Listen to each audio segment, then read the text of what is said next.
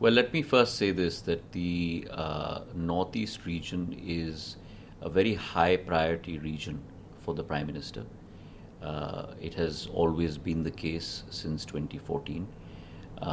And development of the Northeast is primarily predicated on availability of connectivity. And therefore, civil aviation has a very important role to play in that perspective, which is why under the Udan Yojana as well, almost close to 440 crores has been committed to the Northeast region, both for capital expenditure as well as for funding the viability gap difference for flights to the Northeast region. Along with that, close to about 60 crores has been committed for developing the advanced landing grounds, which are on the border area of Arunachal Pradesh.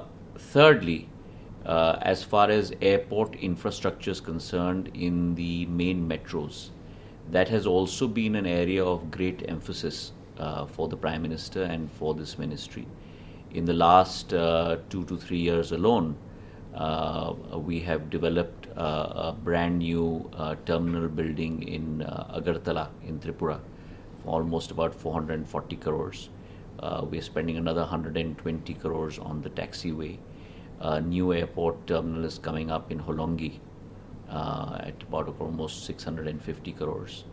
And along with that, Tezu is also being upgraded, the runway, at close to about 67 crores.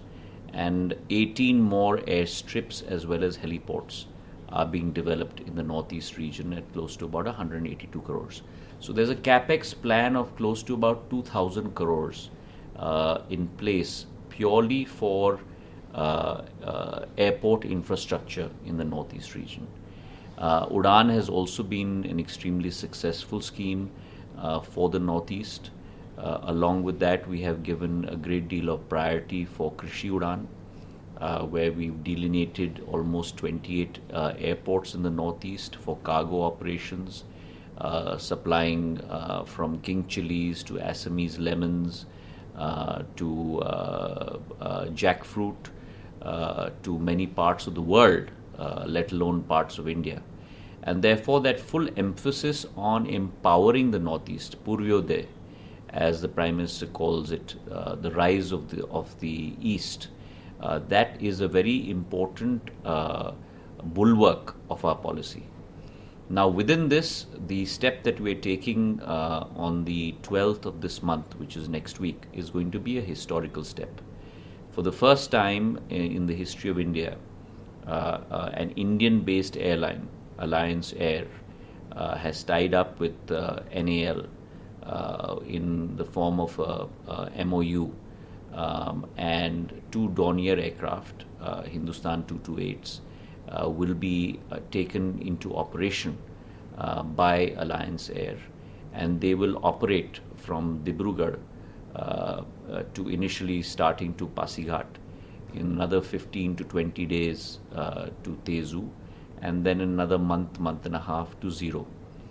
So these 3 points will be covered in phase 1. And in phase 2, an additional 3 points will be covered, Vijayanagar, Mechka and Tutling. 3 additional points will be covered in phase 2. So our whole emphasis is on connectivity of the Northeast, within the Northeast, also connectivity to the most far-flung areas bordering other countries, and then under International Udan, going one step forward and connecting the Northeast to other parts of the world, because the Northeast is the gateway to India from that part of the East. And therefore, this is an overarching policy on which we are executing our game plan.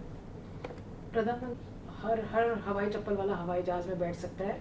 अब 12 तारीख को अरुणाचल जा रहे हैं, क्या खास रहेगा वहाँ पे, और नॉर्थ ईस्ट पे अभी तक किस तरह का फोकस रहा आपके मंत्रालय का, खास करके क्योंकि अभी हमारे पास भारत में बने हुए डोनर एयरक्राफ्ट वहाँ से उड़ेंगे.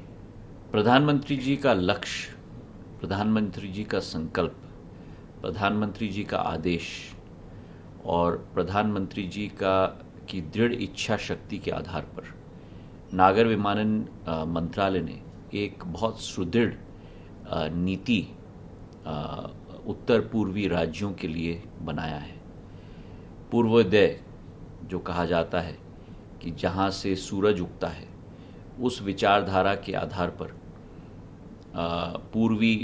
उत्तर पूर्वी राज्यों की मजबूती प्रदान करने के लिए आवागमन की सुविधा के आधार पर उसका एक बहुत मुख्य अंग नागर विमानन क्षेत्र है, क्योंकि सड़क रास्ते से या ट्रेन रास्ते से बहुत समय लगता है आवागमन के लिए।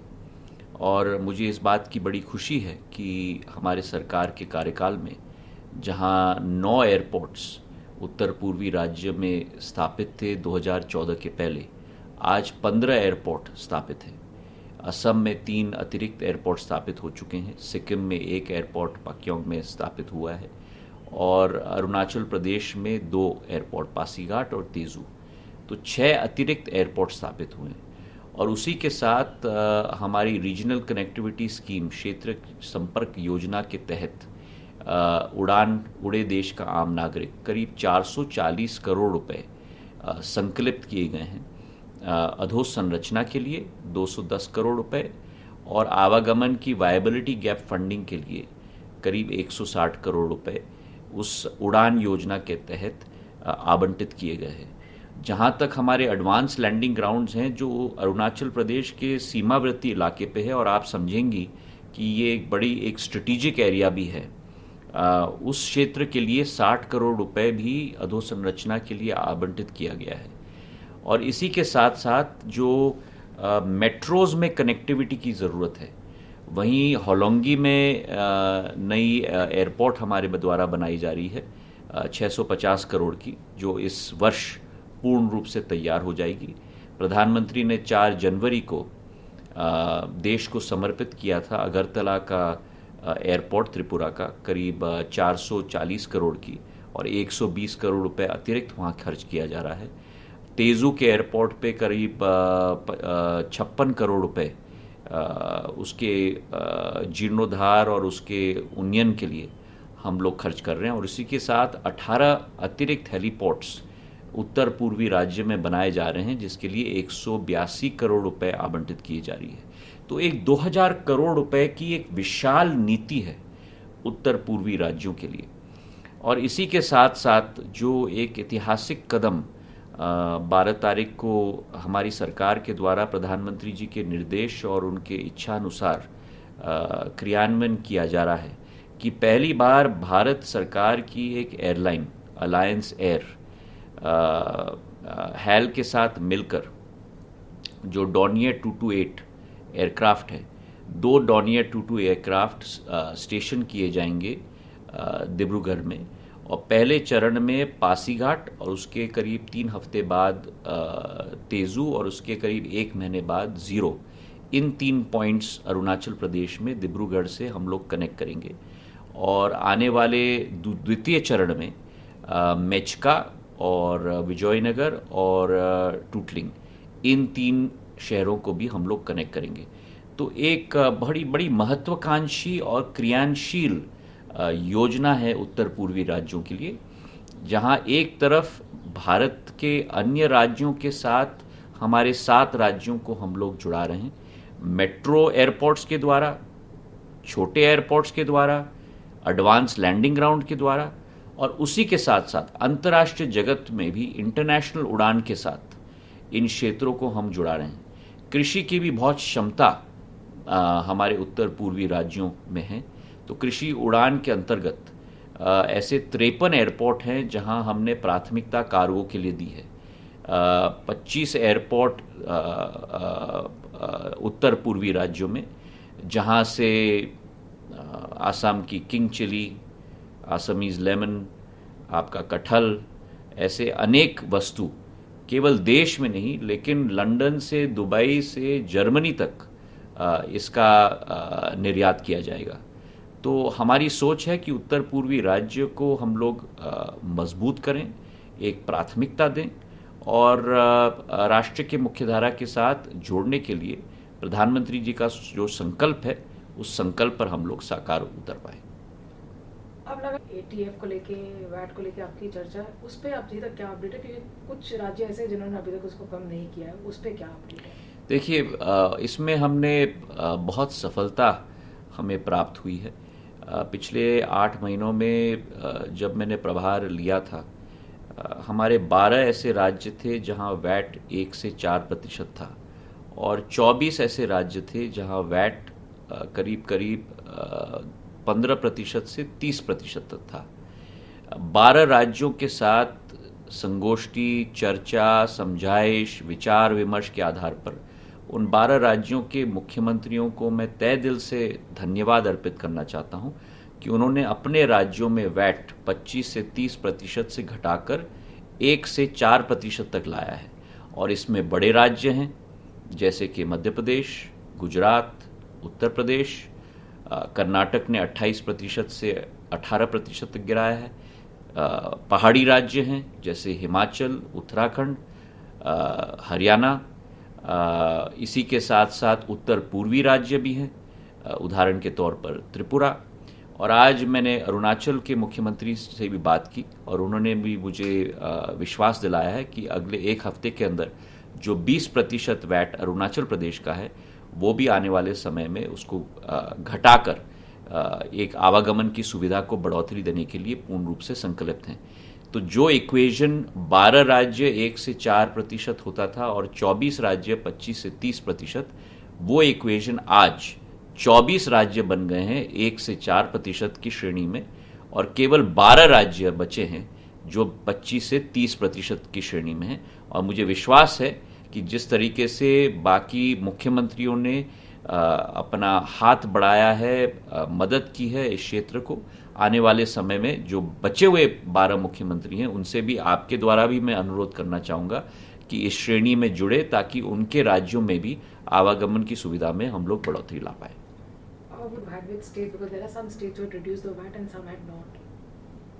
Well, all the states that I have spoken to, I am glad to report, till today have reduced the VAT. I have had a conversation with the Chief Minister of Goa, Pramod Savanji also. Obviously, he was busy in his election process. Post the election, I have spoken to him again, and I am hopeful that he too will reduce his level of VAT. As I have mentioned to you, 12 states have already reduced VAT levels from 25 to 30% to close to 1 to 4%. The equation was, prior to my taking over in July last year, 12 states that charged VAT between 1 to 4% and 24 states that charge VAT between 20 to 30%. Today that equation has changed, and 24 states have reduced their VAT level to 1 to 4%, and there are only 12 states left that are in the higher bracket. Through you, I'd like to thank the chief ministers of all these 12 progressive states that have come forward to extend a hand to increase connectivity to their regions. There are a whole variety of states in this group of 12, large states like Madhya Pradesh and Uttar Pradesh and Gujarat. Karnataka too has reduced VAT from 28 to 18%. There are hilly states like Himachal and Uttarakhand. Our union territories of Jammu and Kashmir and Ladakh, Andaman and Nicobar, and Lakshadweep, also states like Haryana, states in the northeast like Tripura. So gradually everyone is coming on to this track of reducing VAT, increasing connectivity and getting more revenue. And through you, I'd like to implore the balanced 12 states to come on board as soon as possible so we can make connectivity, greater connectivity, a reality in those states. It's been a very tough lockdown that's literally happened. Now that we've opened up the skies again and now that we're flying international, how do you look at India's performance so far? Because we've read you saying that India is looking at capturing probably a lion's share as far as the skies are concerned. Well, I'm very confident. If you look at the summer schedule, we have released another 135 new flights domestically, 15 flights internationally. After I have raised or rather opened up the skies on the international front, starting 27th of March, we've had 1,700 flights of international airlines and close to about 1,600 flights of domestic airlines flying internationally. And I'm very confident that in the days to come, with the increasing demand from a domestic perspective, more and more international airlines will ply these routes so as to take our domestic passengers out internationally. 2 साल का time बहुत tough था, किस तरह से देखते हैं कि भारत किस तरह से आने वाले समय में परफॉर्म कर सकते हैं? देखिए, जहाँ तक हमारी क्षेत्रीय और राष्ट्रीय सर्किट्स हैं और रूट्स हैं, वहाँ समर शेड्यूल में ही अकेले 135 नए रूट्स की घोषणा हमने की है और 15 इंटरनेशनल रूट्स की। और मुझे विश्वास है कि जहाँ तक इंटरनेशनल कनेक्टिविटी है, डिमांड बहुत रोबस्ट है और आने वाले दिनों में जो 27 मार्च को 100% कैपेसिटी हमने खोल दी थी अंतर्राष्ट्रीय क्षेत्र में, उसके तहत 1783 इंटरनेशनल फ्लाइट्स हमारे रूट्स पे अप्लाई कर रहे हैं और करीब 1600 हमारे देसी एयरलाइंस अंतर्राष्ट्रीय रूट्स पे अप्लाई कर रहे हैं। और मुझे विश्वास है कि आने वाले दिनों में इसकी बढ़ोतरी होगी और सुखद अनुभव हमारे सभी यात्रियों को मिल पाएगा। क्योंकि अब जनता सिंधिया जी, बहुत सारे लोग जानना चाहते हैं कि कुछ जोन में, मैक्सिमम जोन में बहुत ज़्यादा इस टाइम फ्लाइट के फेयर्स होते हैं, उसका क्या कारण है और कब तक ये आप सीमित कर पाएंगे? देखिए, ये सीजनैलिटी के आधार पर होती है। कई बार मौसम के आधार पर समर सीजन में बच्चों की छुट्टियां होती हैं तो डिमांड बहुत बढ़ जाता है। ठंडी के महीनों में लोग बाहर जाना चाहते हैं। कई बार त्योहार के समय में, दशहरा हो, दिवाली हो, ओणम हो, उस समय में भी डिमांड बढ़ता है। तो ये मार्केट डायनामिक्स के आधार पर निर्धारित होता है। ये एक अनरेगुलेटेड सेक्टर है और मैं मानता हूँ कि मार्केट को ही अपना जगह तलाशना चाहिए। हमारी कोशिश है कि जितने भी कनेक्टिविटी हम लोग बढ़ा पाएँ उस पर हम लोग ध्यान दें। और जैसे मैंने आपको कहा कि उड़ान योजना के तहत अब ये हेलीकॉप्टर राउट्स के तहत, एडवांस लैंडिंग ग्राउंड्स के तहत उस कनेक्टिविटी को हम बढ़ाते ही जा रहे हैं। और मुझे विश्वास है कि जो बढ़ोतरी हुई है हमारी यात्रियों में, 2013-14 में 6 करोड़ लोग हमारे देश में हवाई जहाज़ से यात्रा करते थे और 2019-20 में 14 करोड़ लोग हवाई जहाज़ से यात्रा करते थे। मुझे विश्वास है कि आने वाले दिनों में इसमें बहुत बढ़ोतरी होगी और आने वाले 3-4 सालों में इस वृद्धि के आधार पर एक नई कनेक्टिविटी आगे बढ़ेगी। Final question: rising fares as far as airlines are concerned, you know, in many zones as well. What would you like to tell people? Rising fares is a factor of seasonality. There are seasons when there is a tremendous amount of demand, such as summer season when children are coming back on holiday or going back to college, winter when people travel a lot.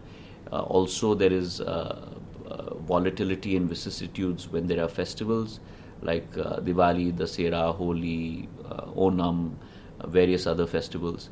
And therefore that seasonality gets reflected in pricing. We have deregulated this sector, and therefore my emphasis is on ensuring that we provide greater connectivity. And as you have seen with Udan, new flights are being promoted to Tier 2, Tier 3 cities through this advanced landing ground where we are providing connectivity to hitherto unconnected areas, through the helicopter policy that I have brought about, and through international routes that will increase. My emphasis is on providing that greater connectivity, and I'm sure that our passengers will enjoy a much better experience with 2 new airlines also coming into place this year with Akasa and Reborn Jet. Thank you very much. नमस्कार, मैं हूं मानक गुप्ता। अगर आपको हमारा ये video पसंद आया हो तो इसे लाइक और शेयर जरूर करें, और हां, हमें सब्सक्राइब और फॉलो करना ना भूलें ताकि आप देश और दुनिया की कोई खबर मिस ना करें। तो जुड़े रहिए हमारे साथ और देखते रहिए News 24।